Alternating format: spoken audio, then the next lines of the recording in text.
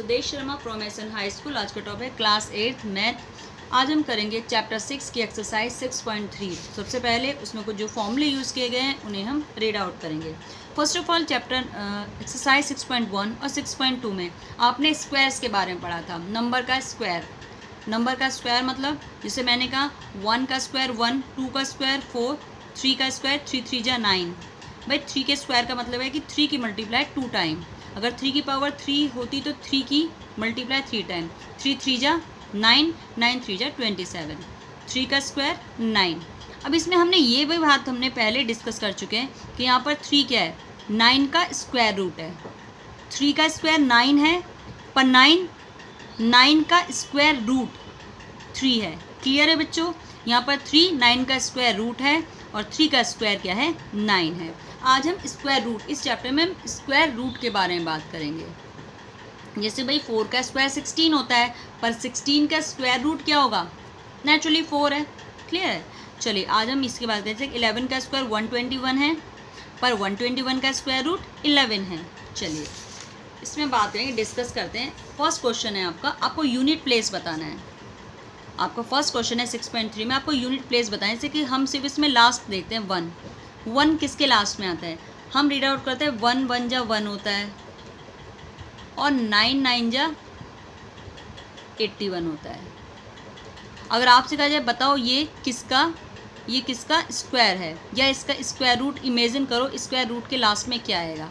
दोनों में सिचुएशन में देखिए क्या है, 9 9 81, 1 1 जा 1। तो मीन क्या है इसमें, 9 9 जा 81, लास्ट में 1 है तो उसका स्क्वायर रूट क्या होगा, स्क्वायर रूट की लास्ट वंस की डिजिट 9 होगी। अब जैसे लास्ट में इसके 6 है, 6 किसके लास्ट में आता है, 4 4 जा 16। भाई 4 लास्ट में 6 है, सिर्फ यूनिट प्लेस को देखेंगे। 4 4 जा 16 आ रहा है या फिर 6 6 जा 36 आ रहा है। तो मीन इसकी वंस यूनिट या तो 4 हो सकती है या फिर 6 हो सकती है, 4 या 6। जब लास्ट में 1 है तो 9 या 1। इसमें 5 है, 5 तो ऑब्वियसली 5 5 जा 25, तो इसकी यूनिट प्लेस 5 ही होगा। ठीक है, विदाउट कैलकुलेशन हम ये बताएंगे कौन सा परफेक्ट स्क्वायर नहीं है। लास्ट में देखेंगे 3, हमारे माइंड में पता है किसी भी नंबर का अगर स्क्वायर रूट है उसके लास्ट में 1 4 5 6 8 ही आता है, ना तो 3 आता है ना ही 7 आता है।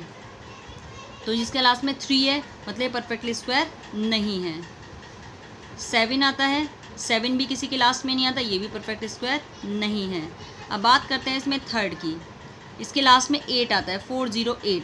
As a number in 2 3 7 8 is never a perfect square, ये परफेक्ट स्क्वायर नहीं होते, तो इसलिए ये भी परफेक्ट स्क्वायर नहीं है।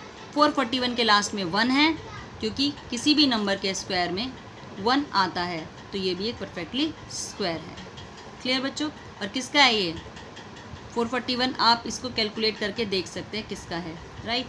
चलिए थर्ड पॉइंट पे आपको रिपीटेड सब्ट्रैक्शन के अकॉर्डिंग स्क्वायर रूट निकालना है। बहुत इजी है, 1 बाय 1। जैसे आपको एक 100 मार्क्स, एक 100 नंबर दिया, कहा कि आप इसका स्क्वायर रूट निकालिए। हमें ये तो पता है 10 10 जा 100, 10 का स्क्वायर रूट क्या होता है, 100 का स्क्वायर रूट 10 होगा और 10 का स्क्वायर 100 होगा। पर रिपीटेड मेथड में हम क्या करते हैं, 1 बाय 1 ऑड नंबर्स को माइनस करते आते हैं।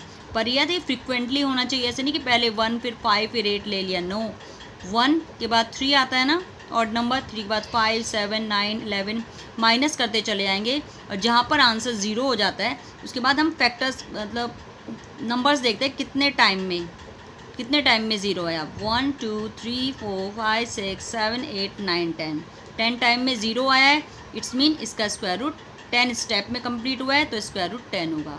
जैसे 169 को इस स्टेप से ऑड नंबर को माइनस किया गया और लास्ट में जहाँ 0 आता है स्टेप्स को काउंट करते हैं, स्टेप को काउंट करके हम इजीली उसका स्क्वायर रूट बता सकते हैं। Is it clear? चलिए नेक्स्ट क्वेश्चन नंबर 4 में बेटा आपको स्क्वायर रूट निकालना है। आपको स्क्वायर रूट निकालना है by the prime factorisation method. ये आपको बहुत अच्छे से आता है, आपको जो भी गिवन नंबर है आप उसके फैक्टर निकालिए। लेकिन एक बात ध्यान रखिए, जब आप फैक्टर्स निकालते हैं तो सबसे पहले सबसे स्मॉल नंबर लेते हैं। ये नहीं कि पहले आप 2 ले रहे हैं फिर 5 ले रहे हैं फिर 3 ले रहे हैं, नो, फ्रिक्वेंटली निकालें। सबसे पहले सबसे स्मॉल नंबर, ये आप 6 में भी पढ़ चुके हैं कि किसी भी नंबर को हम किस तरह से पहचान सकते हैं, कौन सा 2 से कटेगा, कौन सा 3 से डिवाइड होगा, कौन सा 4 5 6। क्लियर है? जैसे कि 2 से डिवाइड होने के लिए लास्ट वाली डिजिट में 0, 2, 4, 6 कोई भी इवन नंबर होना चाहिए। 3 से डिवाइड होने के लिए सारे नंबर की डिजिट को प्लस करके 3 से डिवाइड करते हैं। अगर डिवाइडेबल है प्लस करने पर तो ये नंबर डिविजिबल होगा। ये आप 6th क्लास में पढ़ चुके हैं, उसके अकॉर्डिंग आपको फैक्टर मेथड से ये सॉल्व करना है, राइट। देन नाउ उसके बाद क्वेश्चन नंबर 5 ये हम नेक्स्ट क्लास में करेंगे, ठीक है बच्चों। इतना आप कंप्लीट कर लीजिएगा, सॉल्यूशन मैं आपको सेंड कर दूँगी। Thank you so much, have a nice day.